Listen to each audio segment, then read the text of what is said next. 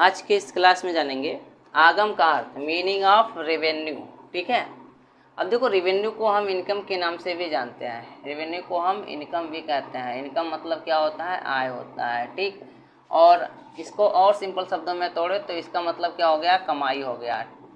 ठीक, ये होता है रेवेन्यू, आगम।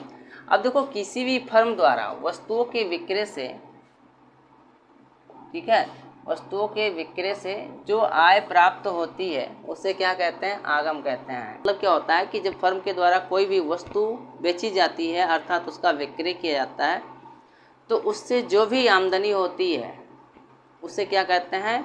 आगम कहते हैं, रेवेन्यू कहते हैं, और या इनकम कहते हैं, आय भी बोल सकते हैं इसे, और सिंपल शब्दों में इसे कमाई भी कह सकते हैं। ठीक है, वही क्या होता है? हमारा रेवेन्यू होता है।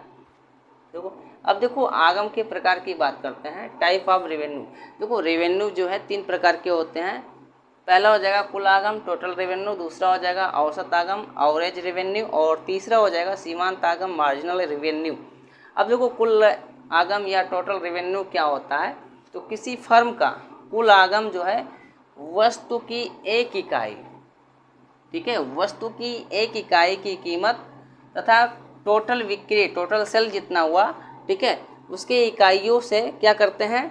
गुणा कर देते हैं, तब जाके हमारा टोटल रेवेन्यू प्राप्त होता है। मतलब क्या होता है कि टोटल रेवेन्यू को टोटल सेल्स से, ठीक है, क्या करेंगे? भाग दे देंगे तो हमारा क्या प्राप्त होगा?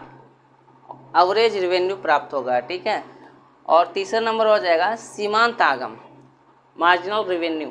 देखो, अब बाजार में उत्पादन की एक अतिरिक्त इकाई के विक्रय से कुल आगम में जो वृद्धि होती है उसे क्या कहते हैं? सीमांत आगम या मार्जिनल रेवेन्यू कहते हैं।